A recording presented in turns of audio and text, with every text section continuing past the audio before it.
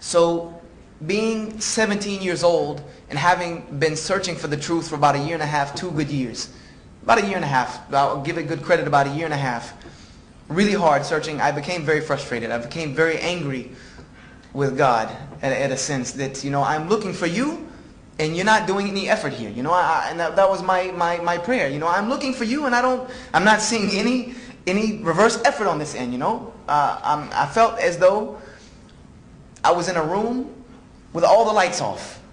In every doorway, there was about 50,000 doors in the room, and I knew one of them took me out of here, but the lights were off, and the only way I was going to know was be able to read the signs on the door, And I was trying to feel my way through this foolishness to find the right door, and I really got frustrated, And I'm asking God, why don't you just turn on the light for me, please?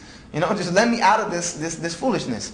So needless to say that at the age of 17, when you don't have anywhere else to go, there's a lot of friends that can show you a lot of places to go, trust me. So I needless to say, I got into the worldly life, as they call it, the street life. And I'm a perfectionist at heart. Anything I do, I want to be the best at it. If I was a Christian, I wanted to be the best. If I wanted to be a Bible scholar, I was determined to be the best. So when I decided to get into the street life, for sure no one was going to outdo me. So I went from one way to extremely the other way really quick.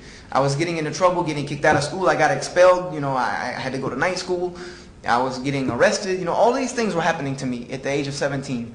And my grandmother she was bewildered at all of this. She had no idea what had happened to me.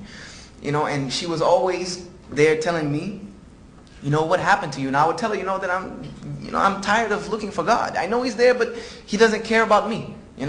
I must not be that important if I'm looking for Him and He's not looking for me. So I said, I don't want to hear that. I'm leaving. And I would be out of the house. And I stayed out of the house all the time. Because at that time I had a license, could do what I wanted to do. There was 2 incidents that changed all of that.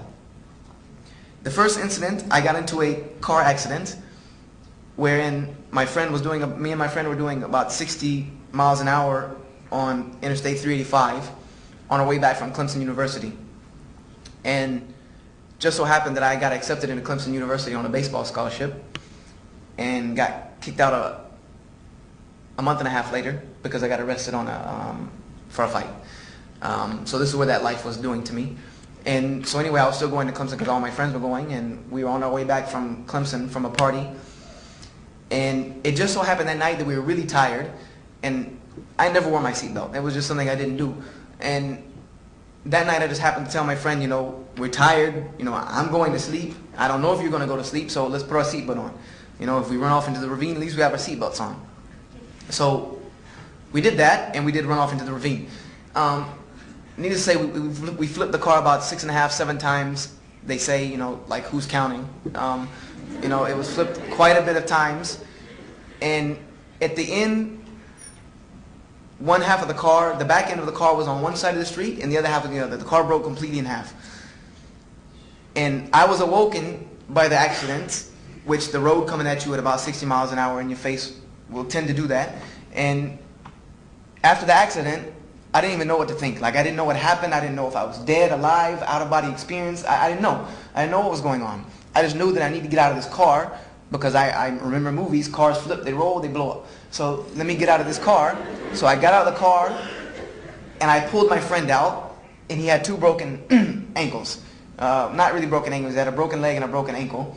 And I had a piece of glass sticking out of my arm, which I still have a scar to prove it, but it was nothing. I pulled the glass out, wrapped it up in my t-shirt. It was not a big deal. I got out on the sidewalk and started counting body parts, because I looked at the car and figured that there has to be something missing, something broken, gash, something.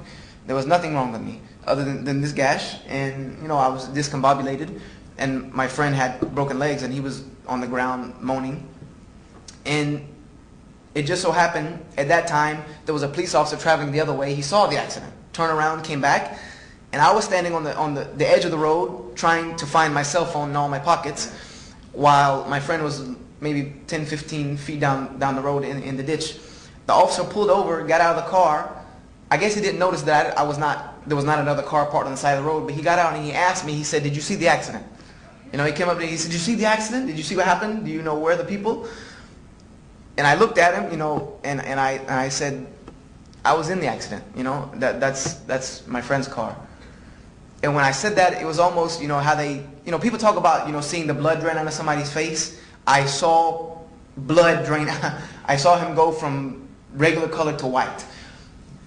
And he looked at me and he said that after seeing that wreck, because he saw the whole wreck, it happened in front of him, coming towards him, and it went across the road in front of him. He said, I've already called the coroner just in case. He said, these are wrecks when we come to, we immediately call the coroner just in case. Because these people don't live through that type of wreck. You know, he said, do you see this? One part of the car? I said, yeah, I see it. I was in it.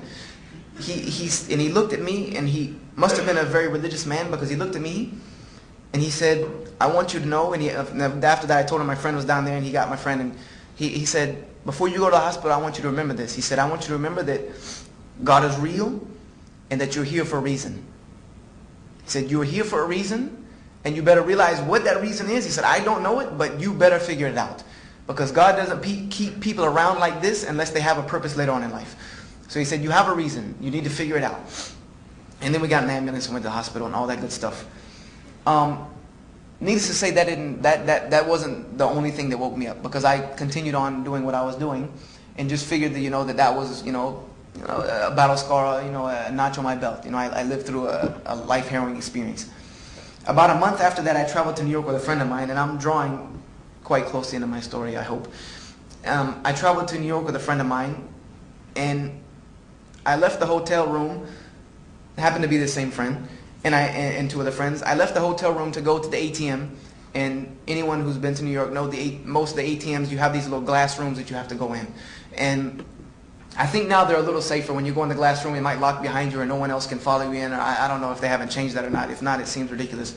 Because people will actually wait outside for someone to go into those ATMs to follow them in after they get the money and rob them. Because where are you going to run? You're in a glass room. It just seems like, you know, it seems like a big trap. So I went in and I withdrew my little $60. And as I was walking out, a guy came in behind me. And apparently, he was so in need of this money, he was so strung out or whatever on drugs, and that he was not willing to take the chance of me not giving him that money. He was not going to take the chance of me running away, not giving him money, fighting him, and somebody noticing him, because he pulled the gun, pointed it in my face, and pulled the trigger. He didn't say a word. He didn't ask anything. He didn't say anything. He put the gun in my face, which by the look of the gun, I would say it was probably a .357, because it was huge. But of course, you know, maybe just because there's a gun in your face, all of them might look huge. But this one looked really big. It looked like a cannon. And he pulled the trigger, and it was a revolver, because I remember distinctly, in I can pull it back as if I was seeing it now. I remember seeing the little cylinder revolve, and I heard the click.